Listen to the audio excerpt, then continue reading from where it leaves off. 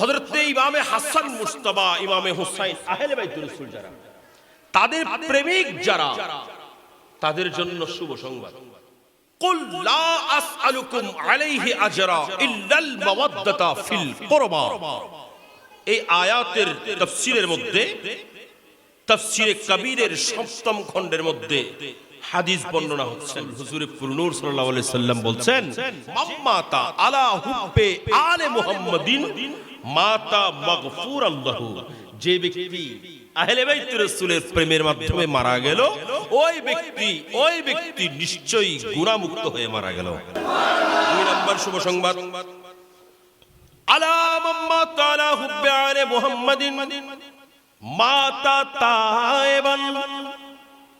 যে ব্যক্তি আহলে বাইত রাসূলের প্রেম অন্তরের মধ্যে নিয়ে মারা গেল, যার অন্তরের মধ্যে আহলে বাইত রাসূলের প্রেম ছিল, ওই ব্যক্তি একজন আল্লাহর দরবারে তওবা কবুল হয়েছেন, একজন তায়েব বান্দা হিসাবে উঠবে। আল্লাহর রাসূল জোরে পড়ল, আর এলান করতে লাগলেন, আলা ওয়া মাম্মাতা আলা হুব্বি আলি মুহাম্মাদিন মাতা মুমিনান। আমার রাসূলের আহলে বাইতের প্রেম অন্তরের মধ্যে ধারণ করে যারা মারা গেল, মুমিন হয়ে মারা যাবে। আলা ওয়া মাম্মাতা আলা হুব্বি আলি মুহাম্মাদিন বাশশারাহু মালাকুল মউত বিল জান্নাহ সুম্মা মুনকার ওয়ান নাকির। আমার রাসূল বলেন, যে ব্যক্তি আহলে বাইত রাসূলের প্রেম অন্তরের মধ্যে নিয়ে মারা গেল, ওই ব্যক্তির জন্য ইন্তিকালের মুহূর্তের মধ্যে হযরত সাইয়্যিদানা আজরাইল আলাইহিস সালাম, যিনি মালাকুল মউত, যিনি মানুষের জান কবজ করতে আসেন, যাকে দেখলে মানুষ ভয়ে কাঁপতে থাকেন, উনি নিজেই ওই ব্যক্তিকে শুভ সংবাদ দান করবেন। ও আল্লাহর বান্দা,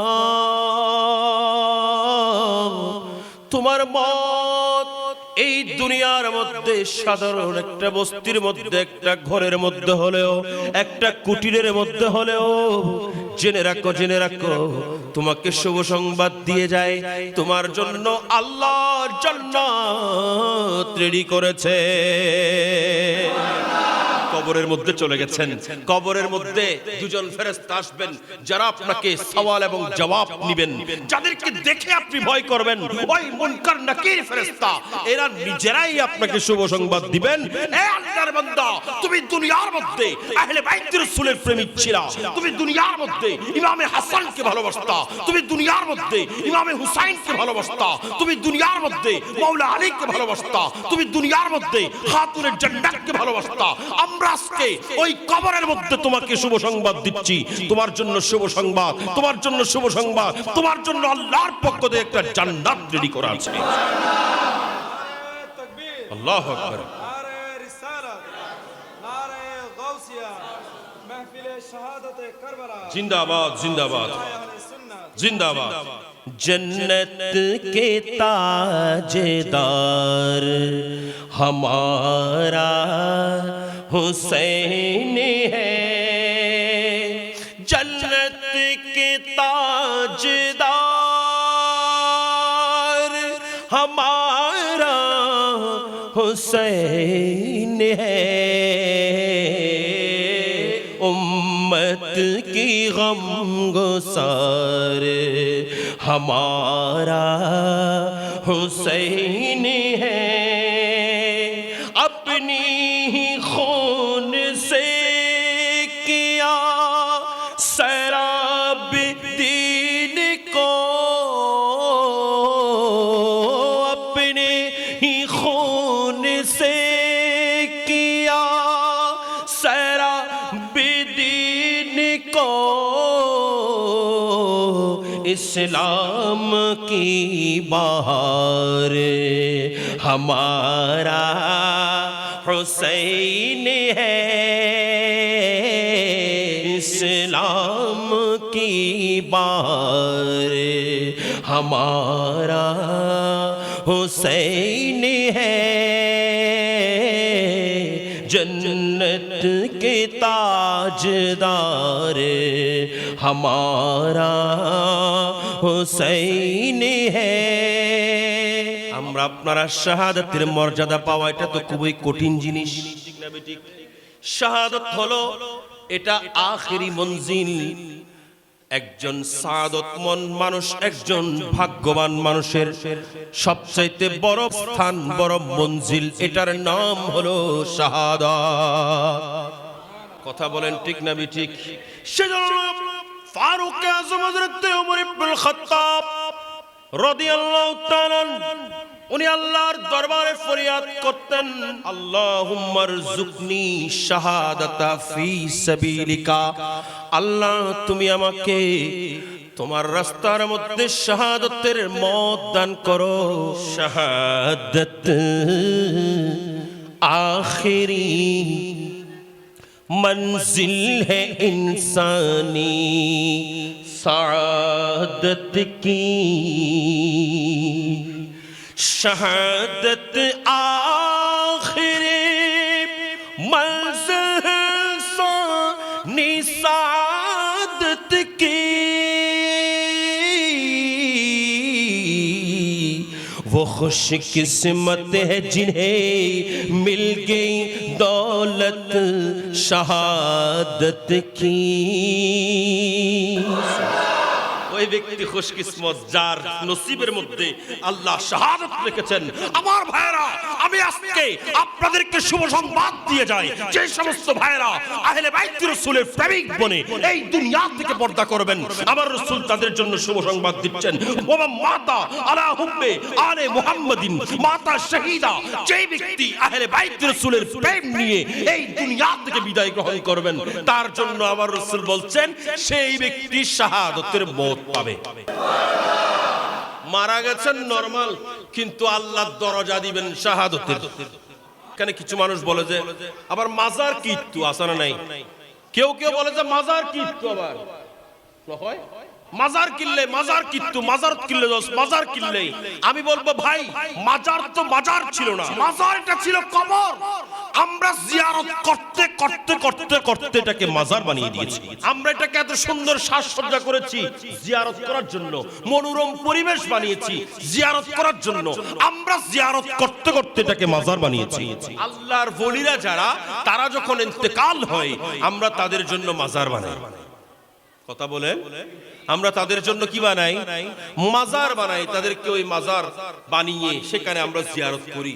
কিন্তু আমরা যারা সাধারণ পাবলিক, আমরা যদি সারা দিনও স্বপ্নে দেখি আমার একটা মাজার হইল, ওই মাজারের মধ্যে মানুষ আইয়া জিয়ারত করলো, ওই বনি। কিন্তু আমি যদি যোগ্য হতে না পারি, আমার জন্য তো মাজার হবে না, আমার জন্য শুধু কবরই হবে, আমাকে শুধু কবরের মধ্যে রাখা হবে। আর অনেক মানুষ আছেন যারা সত্যিকার অর্থে যখন ছেলে সন্তান রেখে যায়, সত্যিকার অর্থে যদি আপনি সুন্নি হয়ে থাকেন, আপনার ছেলেকেও আপনি নবী প্রেম শিখাতে হবে, এই ধরনের মাহফিলের মধ্যে আনতে হবে। নিশ্চয়ই আপনি যদি এই ধরনের মাহফিলের মধ্যে এনেছেন, সুন্নি কোরআন আর লোক হয়েছেন, আপনার সন্তানকেও সুন্নি বানিয়েছেন, তাইলে আপনি মারা যাওয়ার পরে আপনার কবরের পারে দাঁড়িয়ে আপনার সন্তান জিয়ারত করবে, নয়তো আপনার জিয়ারত করার মানুষও থাকবে না। কথা বলেন ঠিক না বেঠিক? কোন বাতিলের সন্তান তাদের কবরের মধ্যে, কবরের পারে দাঁড়িয়ে জিয়ারত করে, কারণ তারা সারা জীবন জিয়ারত করা বেদাত বেদাত বেদাত ফতোয়া দিয়েছেন। সন্তানগুলো জিয়ারত করবে কোথা থেকে বলেন? আর আমরা যারা সুন্নি, সত্যিকার অর্থে যদি আমরা আমাদের সন্তানকেও আমরা সঠিকভাবে পরওয়ারিশ দিয়েছি, তাহলে আমরা মারা যাওয়ার পরে আমরা যেমন আমাদের মা বাবার কবর জিয়ারত করি, আমাদের মুরব্বীদের কবর জিয়ারত করি, ঠিক তেমনি আমাদের সন্তানগুলো আমাদের কবরের পারে দাঁড়িয়ে আমাদের গুনাহ মাপ চাইবে। কথা বলেন ঠিক না বেঠিক? কিন্তু যদি যোগ্য সন্তান রেখে যেতে না পারেন, তাহলে কি হবে? এখানে অনেক মানুষ আমরা আছি যাদের পরিবারের মধ্যে, ঘরের মধ্যে কোনো সন্তান হয় নাই। এখন সন্তান যখন হয় নাই, তাইলে জিয়ারত করবে কারা? কথা বলেন, জিয়ারত করবে কে? আপনার যদি সামর্থ্য থাকতো একটা হাফজখানা বানাই দিতেন, হাফেজ সাহেবরা গিয়ে জিয়ারত করতেন। সামর্থ্য নাই, হাফজখানাও বানাইতে পারেননি, তাহলে জিয়ারত করবে কে? কিন্তু কিন্তু সবাই মনোযোগ, কিন্তু আপনার অন্তরের মধ্যে যদি আহলে বাইত রাসূলের প্রেম থাকে, সুবহানাল্লাহ বলেন ভাই, আর বড় করে বলেন সুবহানাল্লাহ। আপনার অন্তরের মধ্যে যদি আহলে বাইত রাসূলের প্রেম থাকে, আপনাকে তখন শুভ সংবাদ।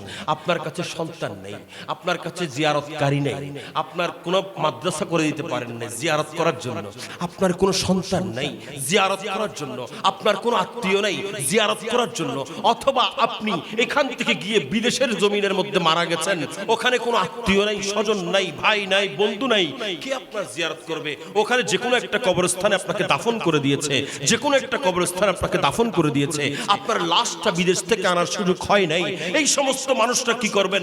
অনেক সময় যদি এই বিষয় নিয়ে আমরা চিন্তা করতে থাকি, আমরা যদি এই বিষয় নিয়ে ফিকির করতে থাকি, আমি আপনাদের জন্য আজকের এই মাহফিল থেকে শুভ সংবাদ দিয়ে যাই, এ আমার ভাইয়েরা যারা আহলে বাইত রাসূলের প্রেমিক বনে গেছেন, যারা আহলে বাইত রাসূলকে ভালোবাসেন, যারা ইমামে হুসাইনকে ভালোবাসেন, যারা ইমামে হাসানকে ভালোবাসেন, যারা মাওলা আলীকে ভালোবাসেন, যারা খাতুনে জান্নাতকে ভালোবাসেন, হযরত যাইনুল আবিদিনকে যারা ভালোবাসেন, ইমামে বাকিরকে যারা ভালোবাসেন, হযরত আব্বাস আলমদারকে যারা ভালোবাসেন, তার জন্য শুভ সংবাদ। আমার কমলিওয়ালা নবী বলছেন, আলা বাবা মাতা আলা হুব্বে আলে মুহাম্মাদিন জাআলাল্লাহু কবরাহু মাজারা মালাইকাতির রাহমা।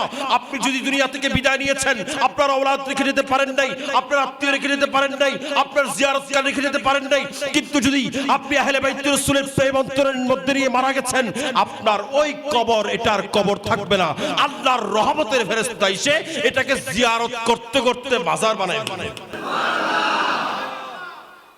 আর বড় করে বলেন, আর বড় করে বলেন, চাইতে বড় শুভ সংবাদ আর আছে?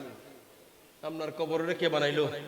মাজার বানাইলো। কারা বানাইলো? দুনিয়াবি কোনো মানুষ না, যাদের কাছে গুনাহ আছে। কথা বলেন না, আমরা তো গুনাহগার।